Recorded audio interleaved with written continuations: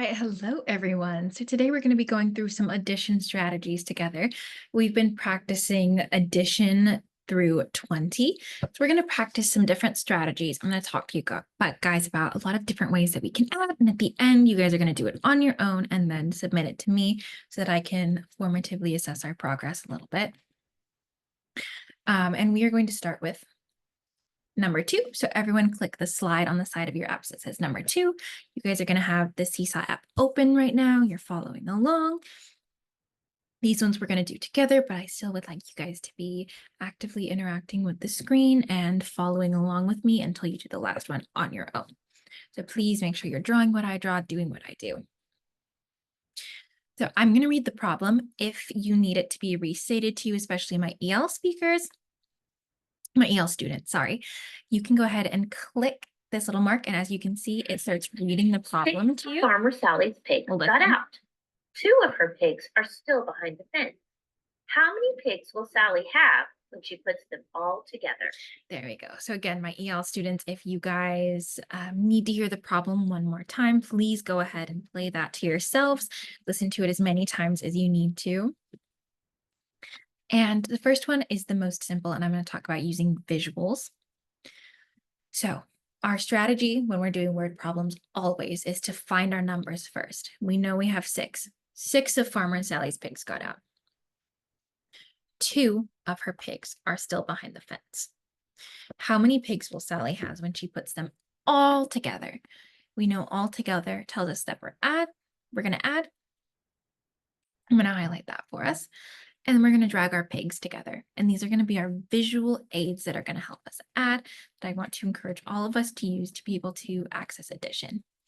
Put 1, keep dragging, 1, 2,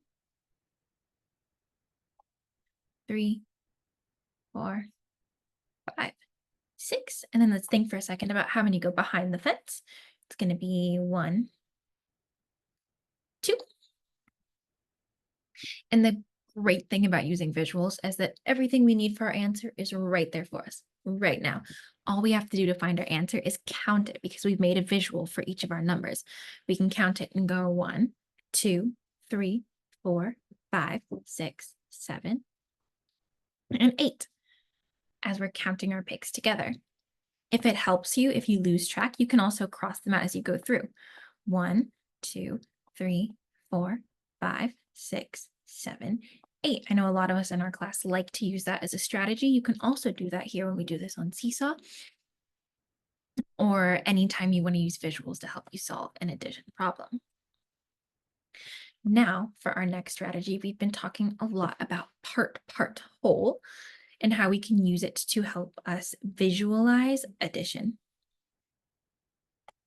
So we know how to draw these. You guys actually have these in your math boxes. If you would like to use the part, whole in your math box, you can go ahead and do that. Oh, I did this backwards. You can go ahead and use the part, whole in your math boxes because we already have the template, or you can go ahead and draw it on your iPad like I'm doing really quickly. It doesn't take us much time. It's even quicker for you guys because you can draw it on your fingers. I'm on a computer, not an iPad.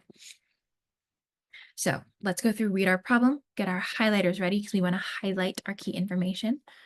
4 of Farmer Dan's chickens are sitting on the barn. 3 chickens are sitting on the fence. How many chickens does Farmer Dan have all together, all wrapped up? So when we solve part, whole, we're going to always start with our parts, unless we're doing a find the missing number problem and we're doing an addition problem, which we know that we are. We're going to start with our parts. And our parts in this problem are 4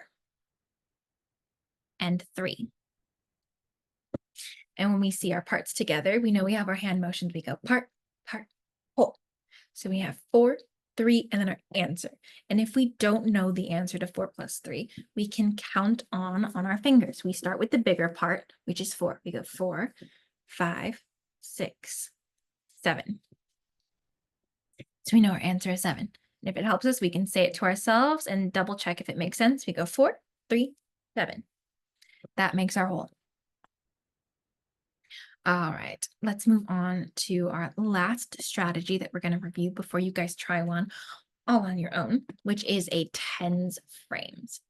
So I'm going to make 2 tens frames on my screen. Again, you guys have these templates in your math boxes. If you don't want to draw it and you want to take out your tens frame, that is also fine, as long as you're following along with me. I'm going to draw 4 lines to make 5 boxes and then strike it through.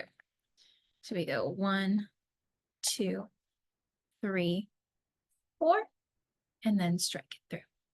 We're actually going to ignore what the problem actually says. We're going to pretend that that 3 actually says a 9. I'll put it right there because I messed up the word dogs a little bit. We're going to pretend that the 3 is a 9. So Farmer Dan has 2 dogs and Farmer Sally has 9 dogs. How many dogs do they have all together? So we can solve this using a tens frame. And we can do that by putting a dot for each dog that we have. We can go 1, 2, 3, 4, 5, 6, 7, 8, 9. So there was 9 dogs and Farmer Dan had 2 dogs. So then we're going to add on 2 more dots. Now that we have that done, we can count it. And the thing about tens frames that makes counting so easy when we're adding above 10 is that we can look at a filled in tens frame and know that that's 10 and we start there. It makes it so much easier for us to put numbers together when we can organize them by tens. So we can start and we can go 10, 11, and that's it. 9 plus 2 is 11. So tens frame is another great strategy for us to practice adding together. So the last thing that I'm going to end with is going to be our kind of formative assessment for the day, where I'm going to ask all of you to do this one on your own. It does not matter to me how you solve this. You can use any of the strategies that I just showed you. You can use part, whole. You can use a tens frame. You can use the visuals here by, again, make sure the hand is selected, and then you're going to drag the pumpkins. And you can drag the however many pumpkins you need. You can drag the pumpkins. The way that you get the answer doesn't matter so much. I want you to have the tools you need to answer the addition question, but how you get there doesn't necessarily matter. Whatever strategy works best for you is what works best for you. You don't need to succeed in every addition strategy, but I want you to have some that you feel comfortable with and can use well. So I want you to think before you start for 30 seconds about which strategy works best for you. Do you like visuals? Do you like part, whole? Do you like using a tens frame? Think about that before you start, and then I want you to practice applying it by solving this problem. Remember that if you want to add text to explain something to me, you can do that. If you need to explain your thinking verbally, especially for my English learner students, you can click this microphone that I'm circling here and it'll record your voice explaining it to me. If you want to tell me your thinking, if you feel like it's not clear on the page, maybe you're using a strategy that we didn't practice today, that's also okay. Just tell me using the microphone feature. And I'm also going to ask you guys to make sure that you hit the green check mark when you are done completing the word problem. And that way it will be sent to me and I can see how we're all doing with addition, what strategies we like, which ones we might need more practice with. So submit it to me when you're done. And thank you all for following along with this video. I'm going to end right now. Hopefully.